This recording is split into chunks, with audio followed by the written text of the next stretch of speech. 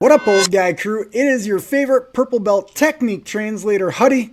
Today we're looking at John Danaher half guard. He's going to be using a lapel for a single leg. Now the cool thing about this is you don't have to be athletic. You don't have to be strong. You can be old and slow. That's what I like about it the most. The other thing we're going to break down in the video is just a quick little philosophy he talks about as older grapplers, a progression we should be looking at to give us some advantages. So let's get right into it. So from a situation, yeah, when we work with a gi, okay, we're always looking to take our training partner's jacket out and from here create. Real quick too, he's taking the lapel. You can use the belt. I've noticed that guys sometimes really tuck that sucker in, or their lapels are super short because, I don't know, maybe they're wearing their son's gi that day. So you can use the belt, call it a G-string. As it were, a rope-like effect with the lapel of the jacket all the way down here by the skirt of the jacket. Once we get underneath our training partner, from here we're going to take our arm.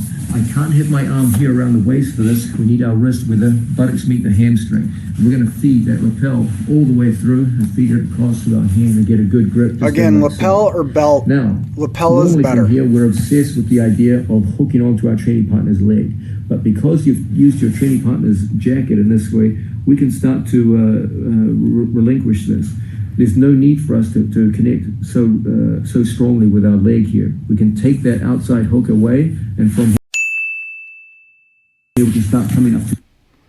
One thing I'm going to point out real quick is watch what he does with his left leg. This is intentional and it's important. So let's do a rewind quick. From here we can start coming up to our base. If our opponent sprawls, watch why he needs to do that. Anyway. It also enables me to free my other hand. Normally in single legs we're locking our hands. No need here. No matter how strongly Brian sprawls, I'm never going to lose this grip to a sprawl. Now from this position we're going to start coming up to our base. Once we come up to our base, he did not build height to his elbow. He switched his legs. Watch what he does. I'm never going to lose this grip to a sprawl. Now from this position we're going to start coming up to our base. Once we come up to our base, we have that free hand. We're going to use it as a post on the floor. I'm going to touch my ear to my training partner's hip. I'm going to start putting my opponent down. So he's going to have him base out, and he's literally just driving into him with his head using that grip. Base floor. From here, we're going to take our ear into our training partner. We're going to walk him backwards, and we're going to expose our training partner's ankle. What's the ankle exposure for? We grab right there at the heel. Don't grab anywhere. Grab the heel. It's a perfect handle. And then from here, we're going to take that heel up to our hip and just sit this guy down. It's a perfect sit down. It's a being a older grappler who's, I don't know, got a bunch of shit going through his head when he's trying to watch this stuff. The guy's heel automatically gets exposed because of the way he's driving into him, the angle and the rotation. That's what brings the guy's heel up. Watch it again, quick. Into our training partner, we're going to walk him backwards, and we're going to. So John talks about walking him backwards, but again, just real quick, it's not necessarily backwards. To my training partner's hip. I'm going to start putting my opponent down. It's like he's rotating. From here, we're going to take our ear into our training partner. We're going to walk him backwards, and we're going to expose our training partner's ankle. What's the ankle exposure for? We grab right there at the heel. Don't grab anywhere. Grab the heel. It's a perfect handle. And then from here, we're going to take that heel up to our hip and just sit this guy down. Then from here, it's easy to straight in and cover your training partner's hips. You could also shelf your training partner's leg and turn it. One thing he doesn't ever talk about there, I don't know why, but when you shelf your training partner's leg like that, that's a straight ankle lock sitting right there. Easy one for us old guys, just saying. The board's going to come up on top. The idea is we want to create, standing by, a situation where we grab a hold of our training partner when he goes to sprawl back. These are showing the importance of how strong that grip is. if my hands lock in here and I get stretched out, that's when older athletes do very poorly in this position. That's why old guys love the gi.